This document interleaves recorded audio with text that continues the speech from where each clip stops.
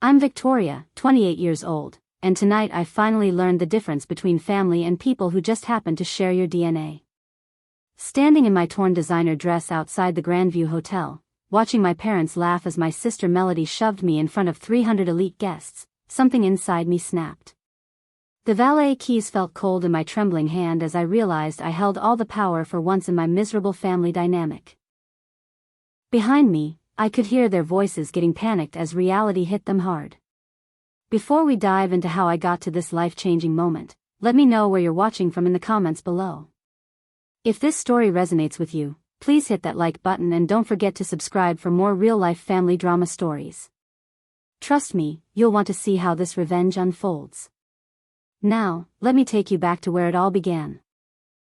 Growing up as the eldest daughter in the Richardson family should have meant something special, but in my house, it only meant I was the first disappointment.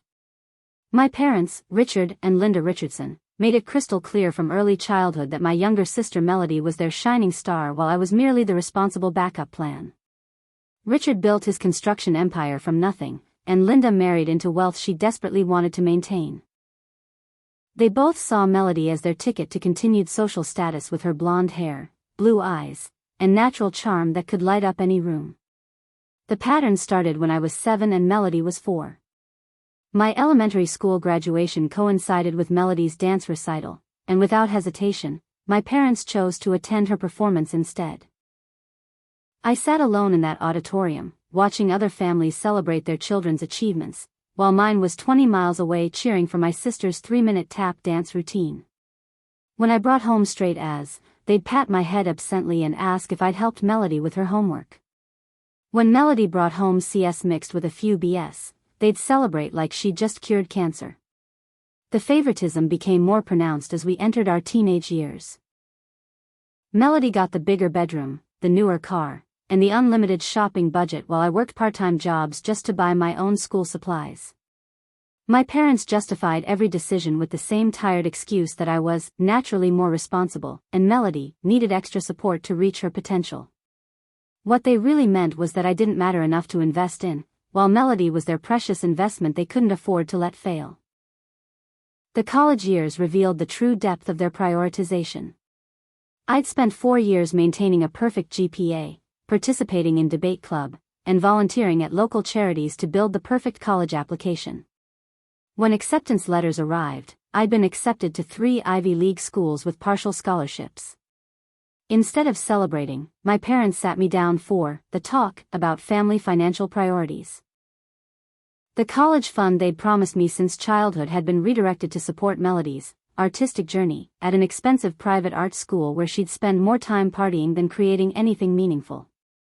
While Melody lived in luxury dorms and took weekend trips to New York City galleries, I worked 3 jobs to pay for community college and eventually transferred to a state school on academic scholarships I'd earned myself. My parents attended Melody's art shows where she displayed finger paintings that looked like something a toddler could create, but they missed my graduation ceremony because they were helping Melody move into her post-college apartment that they'd paid the deposit for. Every birthday, every holiday, every family gathering reinforced the same message loud and clear.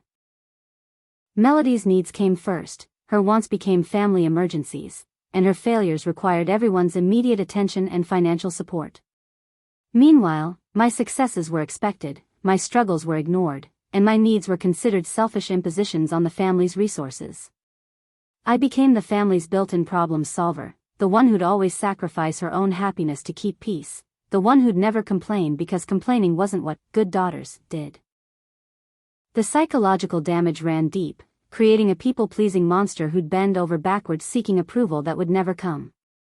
I'd achieved everything my parents claimed to value: hard work, financial independence, educational success, and moral integrity, yet none of it mattered because I wasn't Melody. She could fail spectacularly at everything and still receive more love, support, and investment than I'd ever see in my lifetime. By 28, I'd built an impressive career as a marketing director at Prestige Communications, one of the city's most respected advertising firms. My corner office overlooked the downtown skyline, my salary could support a comfortable lifestyle, and my professional reputation opened doors that my childhood trauma had convinced me I'd never deserve. Yet despite all my adult achievements, my family still treated me like the designated family servant whose primary purpose was supporting Melody's increasingly ridiculous life choices. The manipulation had evolved from childhood favoritism into sophisticated adult emotional blackmail. My parents had perfected the art of making every request sound like a reasonable family obligation while making any resistance seem selfish and petty. When Melody decided she wanted to live in an expensive downtown loft that required a cosigner, guess who got the guilt trip about supporting family dreams? When her latest business venture, a handmade jewelry company that produced 3 pieces in 6 months, needed startup capital, guess who was expected to provide a small loan that everyone knew would never be repaid? The pattern always followed the same script. Melody would decide she wanted something beyond her means, my parents would frame it as a family investment opportunity, and I'd be expected to provide whatever financial or logistical support was required. When I'd try to establish boundaries or suggest that Melody should handle her own responsibilities, my parents would launch into their greatest hits collection of guilt manipulation. I was too focused on money, I didn't understand artistic temperament, and I was being selfish when family needed to stick together. 3 months before the hotel incident, Melody had decided her current apartment wasn't inspiring her creativity and demanded to move into a luxury complex that cost more per month than most people's annual salaries.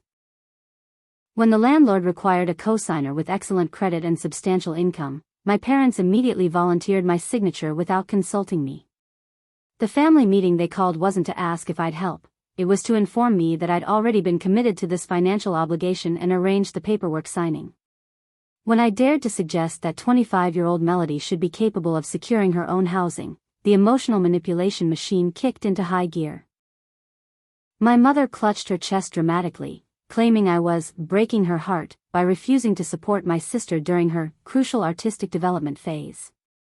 My father launched into his standard lecture about family loyalty and how successful people like me had obligations to lift up struggling family members. Melody herself contributed crocodile tears and accusations that I was jealous of her artistic talent and trying to sabotage her dreams out of spite. The apartment situation perfectly illustrated how my family had weaponized my financial success against me. Because I'd worked hard and achieved stability, they decided that my resources belonged to the entire family, specifically to Melody's endless parade of failed ventures and lifestyle upgrades. My success wasn't seen as something I'd earned through sacrifice and effort. It was viewed as a family asset that should be shared according to my parents' priorities, which always placed Melody's wants above everyone else's needs. The hotel reservation that would ultimately become the scene of my liberation started as another attempt to buy the love and approval that had been withheld my entire life. My parents' 32nd wedding anniversary was approaching, and I decided to plan an elaborate weekend celebration at the Grandview Hotel, the most exclusive resort in the state. The gesture represented months of planning and a financial investment that stretched my budget significantly, but I hoped that maybe this grand romantic gesture would finally earn me the recognition and appreciation I'd craved since childhood. My initial vision was simple and elegant: a weekend for my parents to renew their vows, enjoy luxury spa treatments, and celebrate their marriage in an environment that matched the significance of the milestone. I'd researched every detail meticulously, from the premium suite overlooking the lake to the private dining experiences and couples massage packages. The total cost represented nearly 3 months of my discretionary income, but I convinced myself that this investment in their happiness would finally show them how much I valued our family relationship. That fantasy lasted exactly 48 hours after I'd presented them with the weekend itinerary. Before I'd even finished explaining the spa appointments and dinner reservations, my mother was asking if Melody could invite her boyfriend Kevin and maybe a few close friends to join the celebration. My father chimed in that it would be more fun with a larger group and suggested I should book additional rooms for Melody's entourage. Just like that, my romantic anniversary weekend for 2 had been transformed into another expensive party where I'd be expected to host and pay for Melody's social circle. The Grandview Hotel represented everything my family aspired to but had never quite achieved on their own merit. Nestled on 50 acres of manicured grounds overlooking Crystal Lake, the resort catered to old money families, successful entrepreneurs, and celebrities seeking privacy and luxury. The main building resembled a European castle with its stone facade and towering windows, while the guest suites were scattered across the property like private estates, each offering complete seclusion and 5-star amenities. I'd chosen the presidential suite for my parents, a 3-bedroom masterpiece with floor-to-ceiling windows, a private balcony overlooking the lake, and a living area large enough to host intimate gatherings. The suite's marble bathrooms featured oversized soaking tubs, the kitchen was stocked with premium champagne and gourmet treats, and the master bedroom included a king-size bed with Italian linens and a fireplace for romantic ambience. Every detail had been selected to create the perfect environment for celebrating a marriage milestone. My own accommodations were significantly more modest, a standard guest room that I'd booked primarily to ensure I'd be available to coordinate all the weekend logistics. While my parents enjoyed their luxury suite, I'd be managing restaurant reservations, spa appointments, and transportation arrangements from my basic room with a parking lot view. The irony wasn't lost on me that I was paying for everyone else's comfort while treating myself as an afterthought, but that dynamic had become so normal that I barely questioned it anymore. Melody arrived with an entitlement that would have been impressive if it wasn't so infuriating. She swept into the hotel lobby like she owned the place, her boyfriend Kevin trailing behind carrying enough designer luggage for a month-long European vacation. Without acknowledging the effort I'd put into planning this weekend, she immediately began making demands and modifications to the carefully crafted itinerary I'd spent weeks perfecting. The spa appointments I'd booked for my parents became family bonding time that obviously needed to include Melody and Kevin.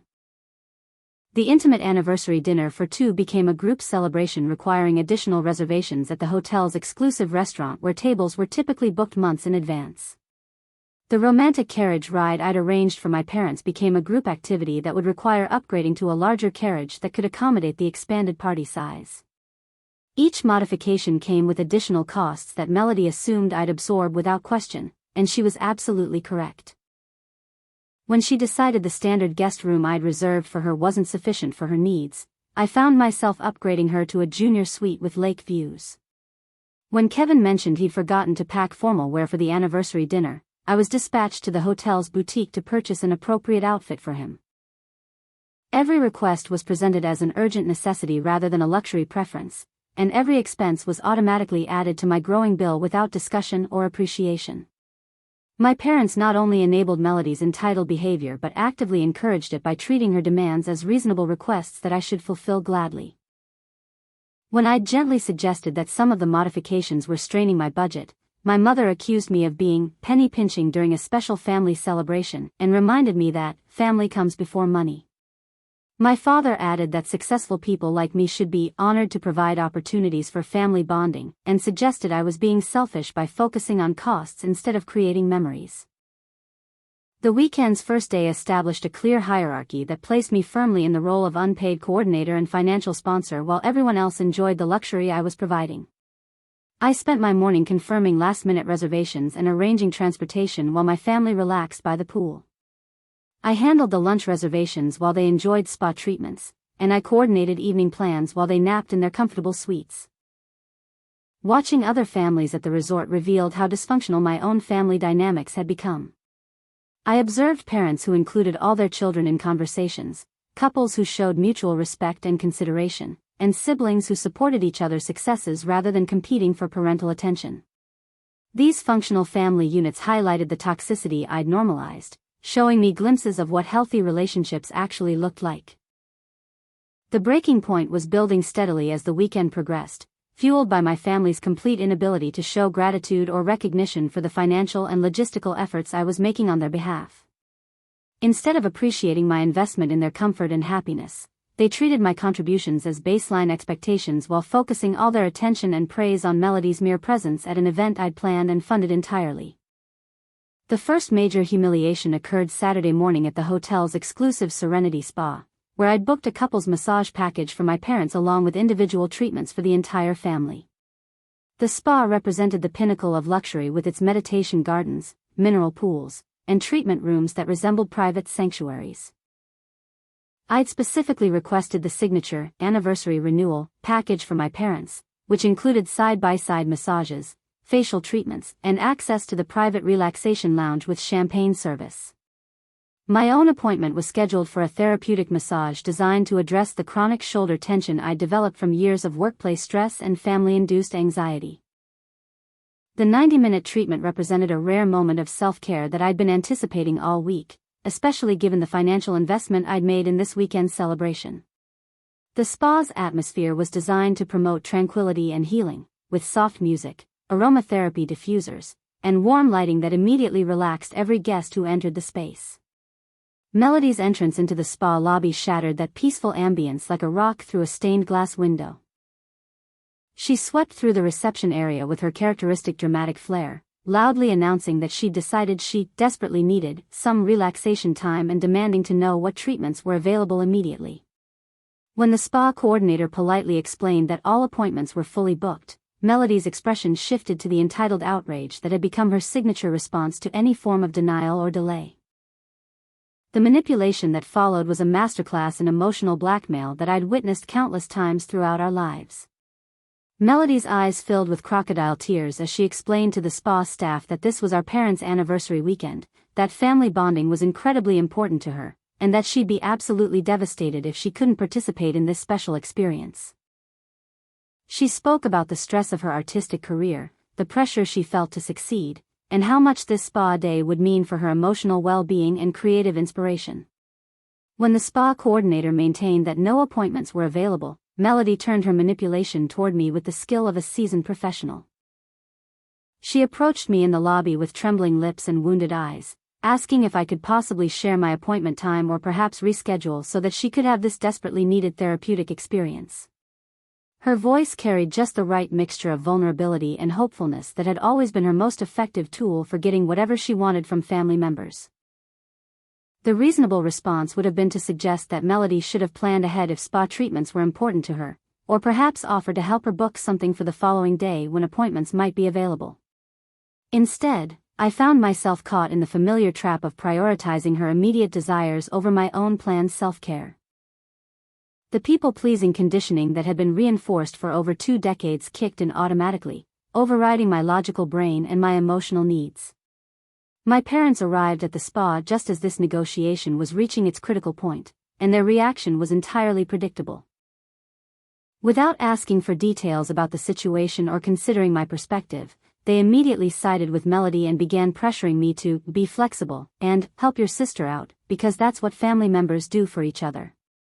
My mother suggested that I was being selfish by prioritizing my own relaxation over Melody's obvious emotional needs, while my father reminded me that successful people should be willing to make sacrifices for struggling family members. The public nature of this manipulation made the situation exponentially more humiliating.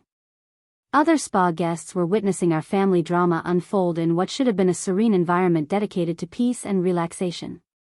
The spa staff looked uncomfortable as they watched my family pressure me into giving up a service I'd paid for, and I could see other guests exchanging glances that mixed sympathy for my situation with embarrassment about being forced to witness such dysfunction. Rather than create a bigger scene or disappoint my family during what was supposed to be a celebration weekend, I made the familiar choice to sacrifice my own needs for the sake of keeping peace. I approached the spa coordinator and explained that I'd like to give my appointment to my sister, hoping that perhaps something might become available later in the day when I could reschedule my own treatment. The coordinator looked genuinely sorry for me as she made the adjustment to their booking system, transferring my carefully planned self-care time to Melody's spontaneous whim. Melody's reaction to my sacrifice was telling in its complete absence of gratitude or acknowledgement of what I'd given up for her benefit. She didn't thank me for the appointment, she didn't offer to pay for the treatment, and she didn't express any recognition that I'd made a significant concession to accommodate her last-minute demand. Instead, she immediately began discussing with the spa staff which services she'd prefer and whether any upgrades were available to enhance her experience further. My parents praised Melody for being flexible and easygoing about the spa situation while completely ignoring the fact that I'd been the one who'd shown flexibility by giving up my own appointment. They thanked me absently for working things out, as if I'd simply made a phone call rather than sacrificed something I'd been looking forward to and paid for weeks in advance. The praise and attention went to Melody for graciously accepting my sacrifice, while I received barely an acknowledgement for making it possible. The afternoon I'd planned to spend relaxing and rejuvenating was instead spent handling logistics for everyone else's spa experiences, coordinating lunch reservations, and managing the weekend's increasingly complex schedule. I sat in the hotel lobby working on my laptop while my family enjoyed the luxury treatments I'd arranged and funded, feeling like an unpaid assistant rather than a family member participating in a special celebration. The resentment was building steadily, but I still believed that my contributions would eventually be recognized and appreciated. The Saturday evening gala represented the weekend's crown jewel event, a formal anniversary celebration in the hotel's grand ballroom that I'd envisioned as the perfect culmination of our luxury weekend together. The Grandview's Crystal Ballroom was legendary for hosting society weddings, corporate galas, and milestone celebrations for the region's most prominent families.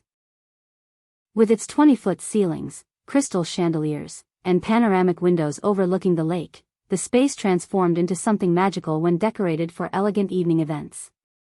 I'd spent considerable effort coordinating every detail of this celebration, from the photographer who'd capture my parents' vow renewal ceremony to the string quartet that would provide musical accompaniment throughout the evening. The guest list included several of my parents' longtime friends and business associates, making this a semi-public event where appearances and social impressions would carry significant weight. My vision was that this gathering would showcase our family's success and unity while giving my parents a night they'd remember forever. The dress conflict began 3 hours before the gala when I returned to my hotel room to find Melody rummaging through my closet with the casual entitlement of someone who'd never recognized boundaries or respected other people's property. She'd apparently used the spare key I'd given my parents for emergencies to enter my room and was examining my carefully selected evening gown with the critical eye of someone evaluating their options rather than admiring someone else's choice.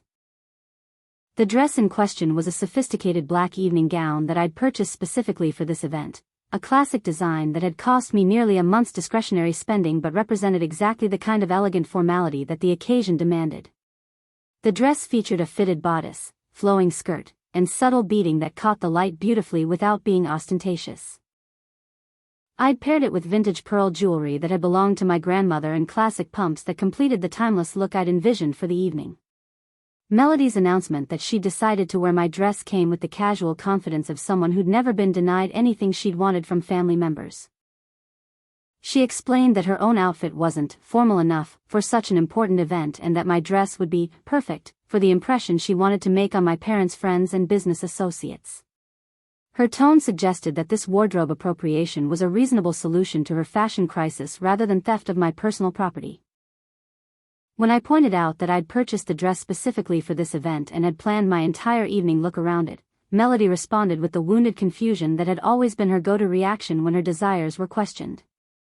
She couldn't understand why I was being so difficult about sharing clothes, especially when we were practically the same size, and it would only be for one evening. Her logic suggested that my attachment to wearing my own dress to an event I'd planned and paid for was evidence of selfishness rather than basic property rights. The situation escalated when my parents arrived to check on our preparation progress and found us in the middle of this wardrobe dispute.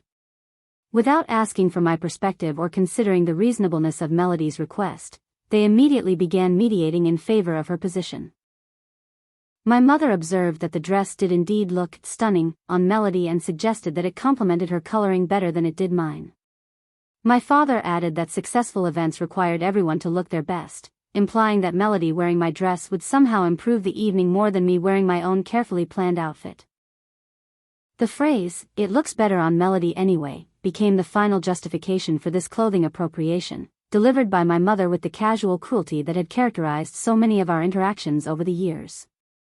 The comment wasn't just about fashion preference, it was a direct statement that Melody's appearance and comfort mattered more than mine, even when we were discussing my own property at an event I'd organized and funded entirely. My backup outfit options were limited to the casual clothes I'd packed for the daytime portions of the weekend, none of which approached the formality level that the evening celebration demanded. The hotel's boutique offered a few emergency alternatives, but nothing that matched the elegance of the dress I'd lost to Melody's appropriation or justified the additional expense after everything I'd already invested in this weekend. I settled for a simple cocktail dress that felt underdressed for the occasion but represented the best available option under the circumstances. The preparation process revealed how completely my family had normalized treating me as a service provider rather than an equal participant in our gatherings. While Melody spent 2 hours getting ready with professional hair and makeup services that I was expected to coordinate and pay for, I was handling last-minute logistics for the evening's events. I confirmed the photographer's arrival time, reviewed the evening schedule with hotel staff, and ensured that all the special touches I'd arranged were properly executed. Kevin's presence added another layer of complexity to the family dynamics, as he'd fully embraced his role as Melody's enabler and defender. He spent the afternoon reinforcing her sense of entitlement and victimhood, agreeing with every complaint she made about my allegedly selfish behavior and suggesting that I didn't appreciate how lucky I was to have such a free-spirited sister. His validation of her perspective made it even easier for my parents to dismiss any concerns I raised about the weekend's increasingly one-sided dynamic. The hotel staff had begun to notice our family's unusual behavior patterns, particularly the way all expenses and responsibilities seemed to flow toward me while all privileges and attention flowed toward Melody. The concierge who'd been helping me coordinate weekend activities looked genuinely puzzled when Melody began making additional demands for services I'd be expected to pay for, and I could see concern in their professional demeanor as they witnessed how my family treated me. As evening approached, my stress levels reached dangerous heights from the combination of financial pressure, logistical responsibility, and emotional manipulation I'd been managing all weekend. My friend Lisa's warning calls throughout the day had tried to prepare me for the possibility that this weekend might not end the way I'd hoped, but I was still clinging to the fantasy that my parents would eventually recognize and appreciate everything I'd done for them. The Crystal Ballroom had been transformed into an enchanted evening venue with soft lighting, elegant floral arrangements, and table settings that sparkled under the massive chandeliers hanging from the ornate ceiling.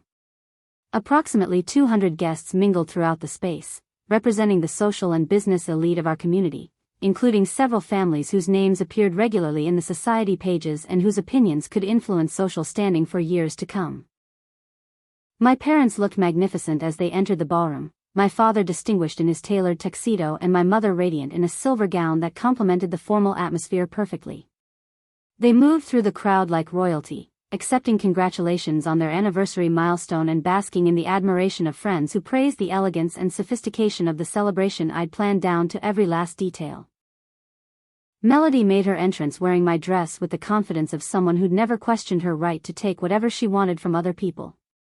The black gown did indeed look stunning on her, and she received numerous compliments from guests who had no idea they were admiring stolen property. She graciously accepted praise for her appearance while I stood nearby in my significantly less formal backup outfit, looking like a distant relative who'd been invited out of politeness rather than the person who'd made this entire evening possible. The evening's program included a vow renewal ceremony where my parents would reaffirm their commitment to each other in front of their closest friends and family members. I'd written a speech introducing the ceremony, coordinated with the photographer to capture every moment, and arranged for the string quartet to provide musical accompaniment that would create the perfect romantic atmosphere for this milestone moment.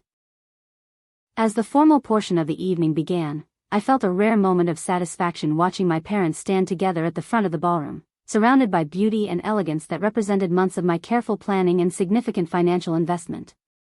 For a brief time, it seemed like this weekend might actually achieve my goal of demonstrating my love and commitment to our family while earning the recognition and appreciation I'd craved my entire life. That satisfaction shattered completely when Melody decided to inject herself into the spotlight during what should have been my parents' most meaningful moment of the evening.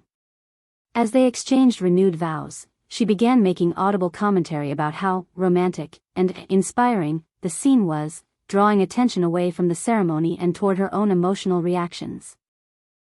When guests turned to look at her instead of focusing on my parents, she amplified her performance by dabbing at non-existent tears and sighing dramatically at particularly touching moments.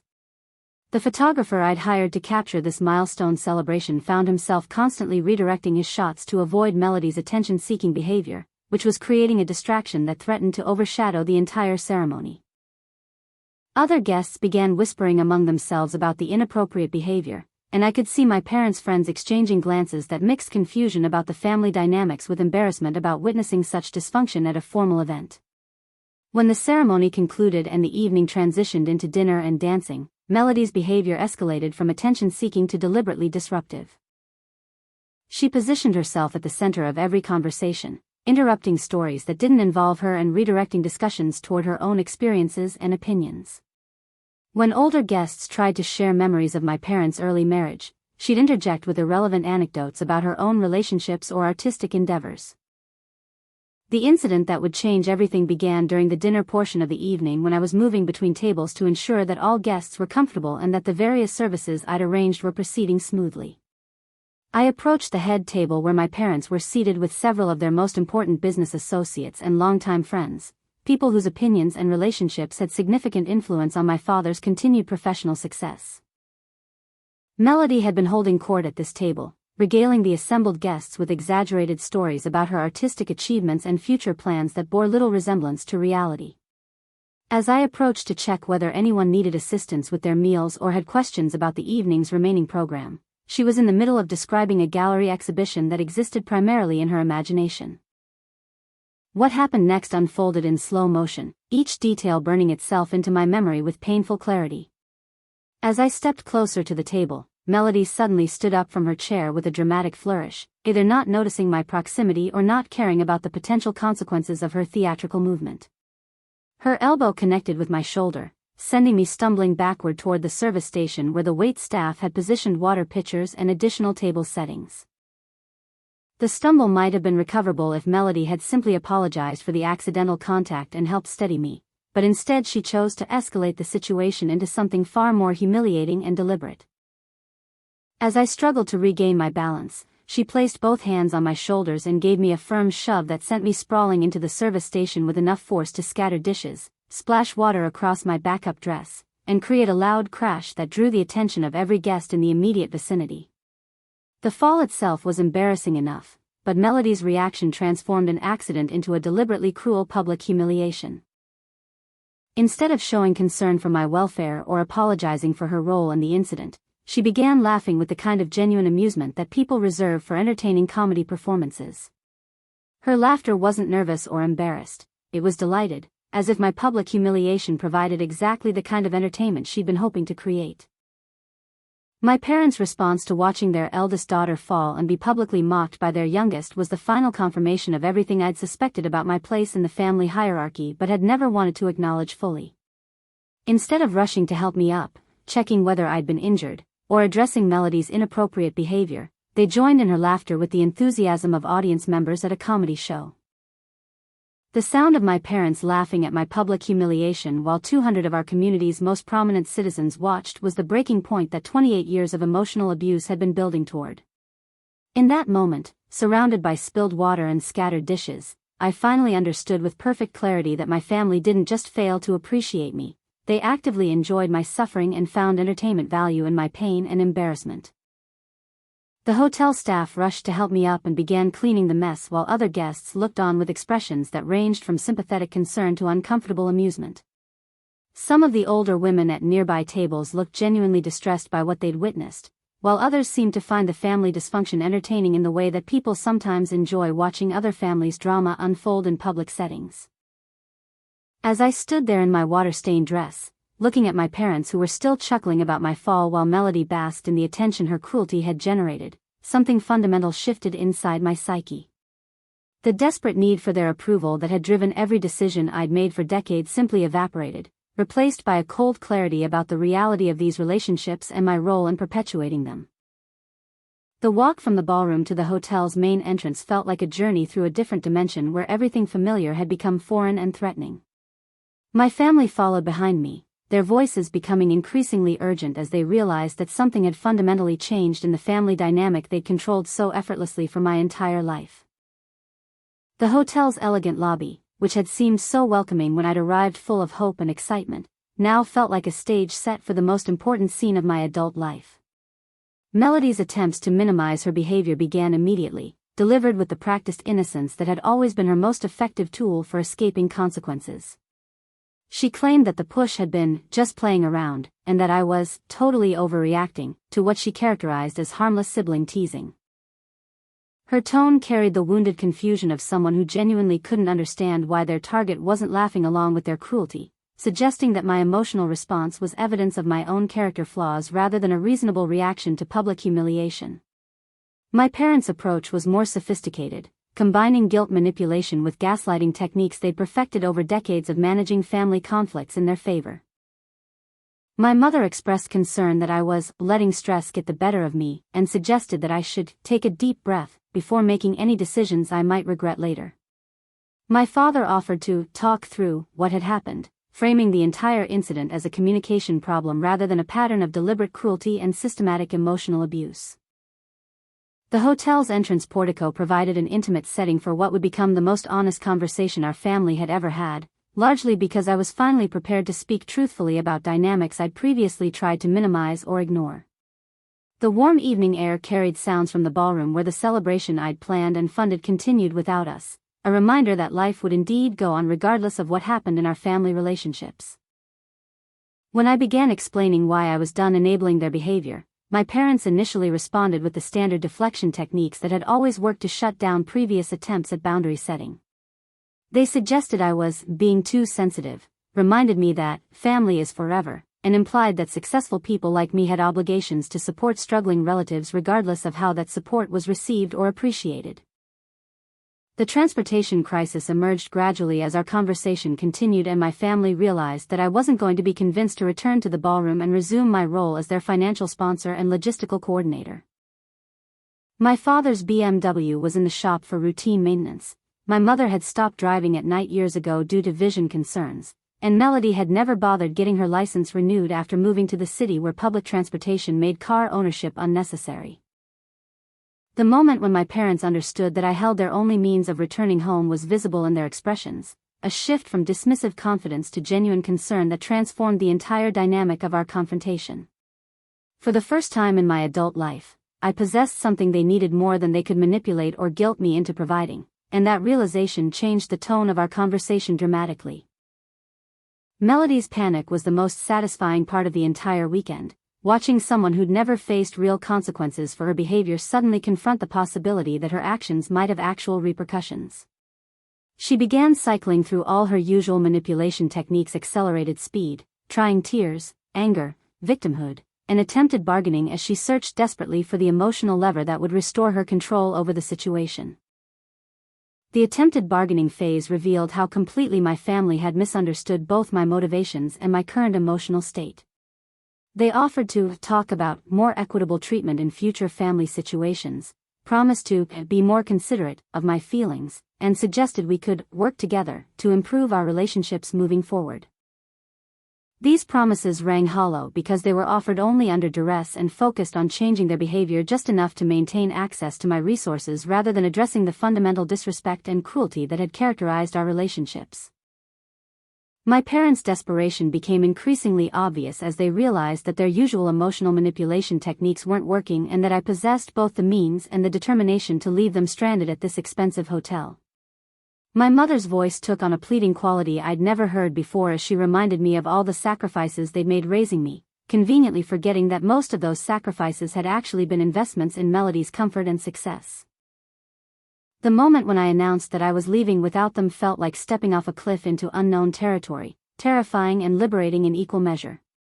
I'd spent my entire adult life seeking their approval and acceptance, and voluntarily severing that connection required more courage than any professional or personal challenge I'd ever faced. But the alternative, staying trapped in relationships that brought out the worst in everyone involved, was no longer acceptable. Walking toward my car while my family called after me with increasingly desperate pleas and threats was the longest and most important walk of my life. Every step represented a choice to prioritize my own well-being over their comfort, my own dignity over their convenience, and my own future happiness over their continued ability to exploit my love and loyalty for their benefit. The sound of my car engine starting seemed to echo across the hotel's grounds, a mechanical confirmation that this confrontation was ending on my terms rather than theirs.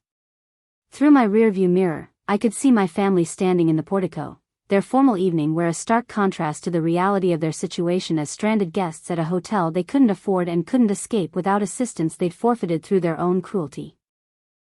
As I drove away from the Grandview Hotel, leaving my family to face the consequences of their behavior for possibly the first time in decades, I felt something I'd never experienced before in relation to my family relationships.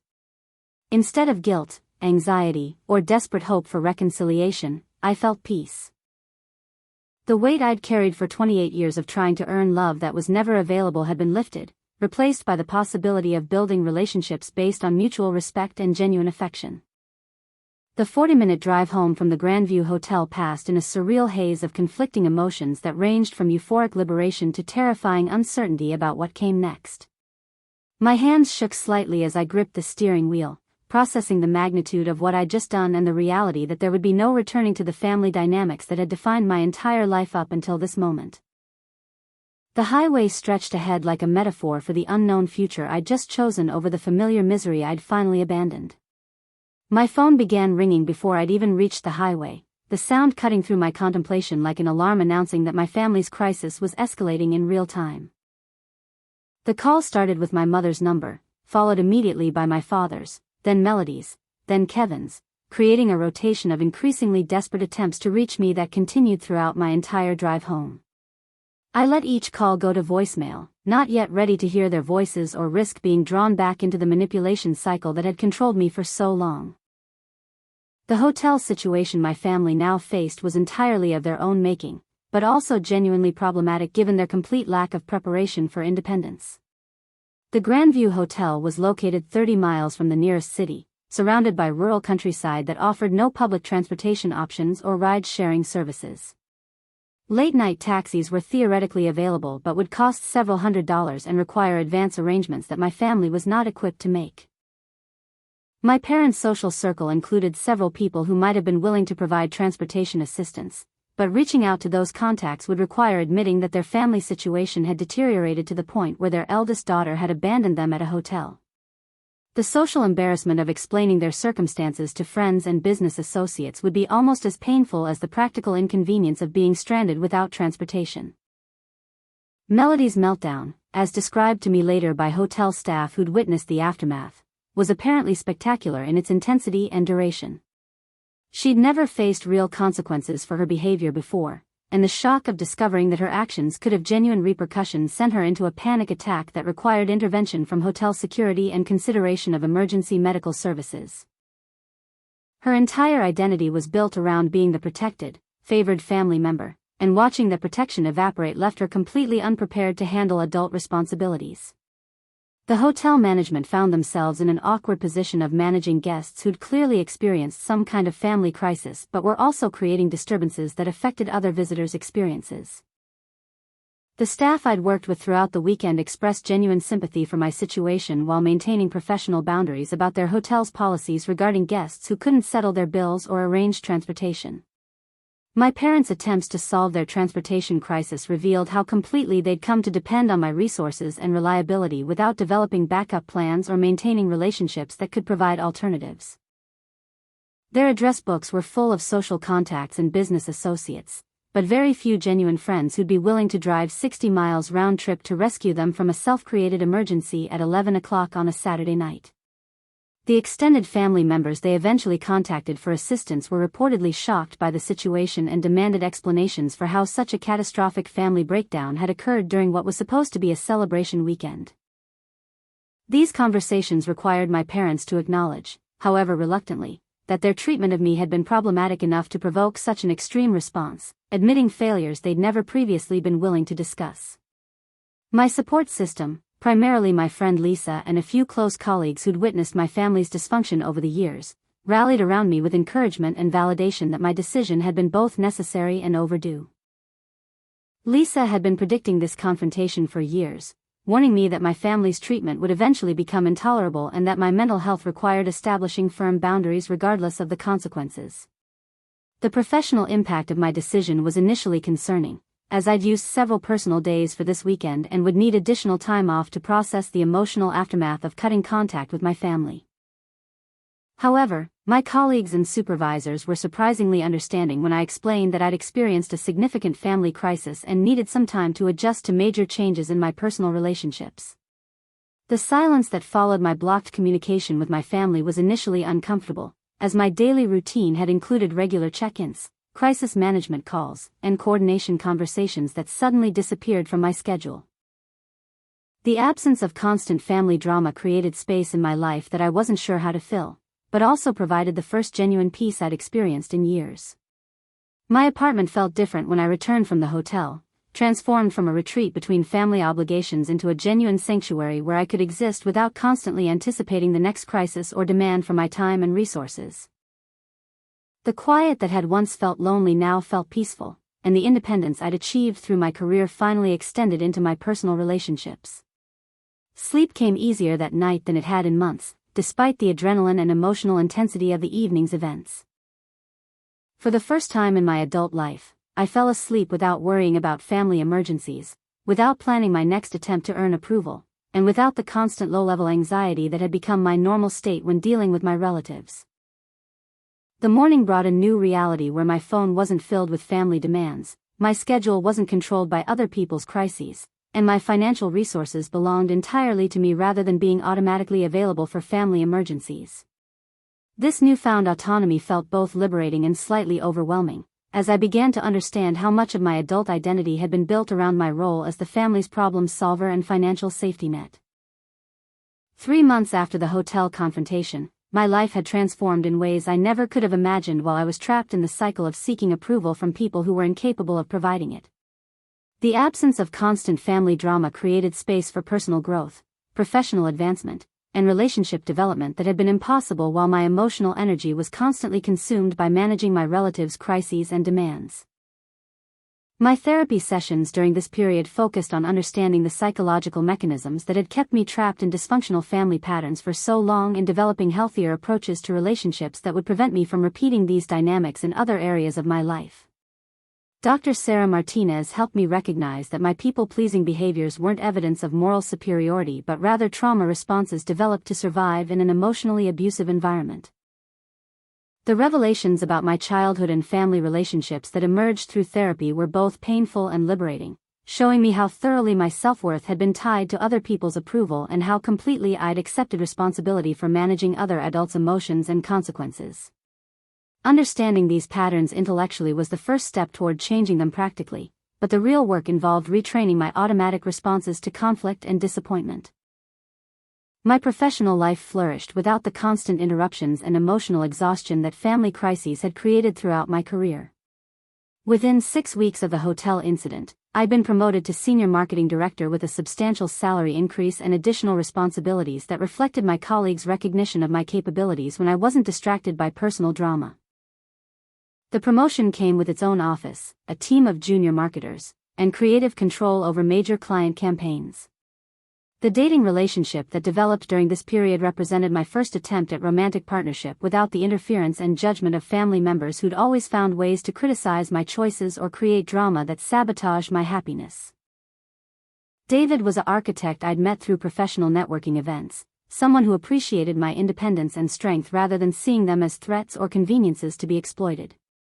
My family's attempts to re-establish contact followed predictable patterns of escalation, beginning with attempts at guilt manipulation and progressing through anger, bargaining, and eventually desperate pleading as they realized that I'd developed genuine immunity to their emotional control techniques. The voicemails, emails, and messages delivered through mutual acquaintances revealed how completely they'd misunderstood both my motivations for leaving and my commitment to maintaining the boundaries I'd established. Melody's life had apparently deteriorated significantly without my financial support and problem-solving assistance, as she'd never developed the practical life skills necessary for independent adult functioning. Her artistic career remained fictional. Her relationship with Kevin had ended when he realized that her family's resources weren't as available as he'd assumed, and her expensive lifestyle had become unsustainable without my involuntary subsidies. My parents' marriage faced unprecedented strain as they were forced to confront the role their favoritism and emotional abuse had played in destroying their relationship with their eldest daughter. Friends and extended family members had begun asking uncomfortable questions about why I'd cut contact so completely, forcing my parents to acknowledge problems they'd previously been able to minimize or ignore entirely.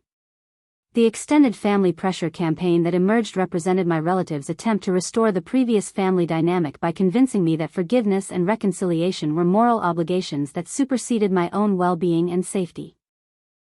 Aunts, uncles, and cousins who'd rarely contacted me previously suddenly became concerned about family unity and the importance of maintaining relationships despite past difficulties. These intervention attempts revealed how little my extended family understood about the severity of the emotional abuse I'd experienced or the amount of damage that had been done through decades of systematic favoritism and exploitation. Their suggestions that I should be the bigger person and let bygones be bygones demonstrated their investment in maintaining family appearances rather than addressing underlying toxicity that had made healthy relationships impossible. My boundaries with extended family members had to be just as firm as those I'd established with my immediate family, as I refused to allow well-meaning relatives to serve as intermediaries for continued manipulation or to pressure me into reconciliation before my parents had demonstrated genuine understanding of their behavior and commitment to change. The chosen family I began building during this period consisted of friends, colleagues, and romantic partners who demonstrated through their actions that they valued my well-being, respected my boundaries, and contributed positively to my life rather than constantly demanding sacrifices for their benefit. These relationships taught me what healthy family dynamics actually looked like and showed me the difference between love and manipulation. My financial situation improved dramatically without the constant drain of family emergencies and Melody's lifestyle subsidies, allowing me to invest in my own goals and dreams for the first time in my adult life. I bought my first house, took a vacation to Europe I'd been postponing for years, and began saving for long-term goals that extended beyond managing other people's problems and expectations. The peace I'd discovered by walking away from toxic family relationships wasn't the temporary relief I'd expected but rather a fundamental shift in my daily experience of life. Without constant anxiety about family approval and family crises, I discovered energy and enthusiasm for personal projects, professional challenges, and social activities that had been impossible while my emotional resources were constantly depleted. Looking back on the hotel confrontation that changed everything, I understood that the public humiliation and my parents' laughter had been a gift in disguise, providing the clarity I needed to finally see our family relationships as they actually were rather than as I'd hoped they might become. The pain of that moment had been necessary to break through the denial and false hope that had kept me trapped for decades. The lesson I learned wasn't about forgiveness or family loyalty but about the importance of recognizing when relationships have become irreparably toxic and finding the courage to choose your own well-being over other people's comfort. Sometimes the greatest act of self-love isn't trying harder to please impossible people but walking away from situations that bring out the worst in everyone involved. The question I'd carry forward wasn't whether my family would ever acknowledge their behavior or apologize for the damage they'd caused, but rather how I could use this experience to build healthier relationships and prevent similar patterns from developing in other areas of my life. The answer lay in maintaining the boundaries I'd established, continuing the therapy work that had given me clarity about healthy relationship dynamics, and surrounding myself with people who demonstrated through their actions that they valued me as a person rather than as a resource to be exploited. My story isn't unique, and I know that many people watching this are struggling with similar family dynamics where love has been weaponized, boundaries are constantly violated, and one family member is expected to sacrifice everything for others who show no appreciation or reciprocity. If this resonates with your experience, I want you to know that you deserve relationships where your well-being matters, where your contributions are valued, and where love doesn't come with impossible conditions attached. Have you ever had to make the difficult decision to walk away from toxic family relationships? How did you find the courage to prioritize your own well-being over family expectations? Share your experiences in the comments below, and don't forget to like this video if it helped you feel less alone in your own family struggles. Subscribe for more stories about overcoming toxic relationships and building healthier boundaries, and hit the notification bell so you never miss an upload. Remember to share this video with anyone who might need to hear that they're not responsible for managing other adults' emotions or consequences, and that sometimes the most loving thing you can do is refuse to enable destructive behavior patterns. Thank you for watching, and remember that you deserve relationships that add value to your life rather than constantly demanding sacrifices. Until next time, keep choosing yourself and building the life you truly deserve.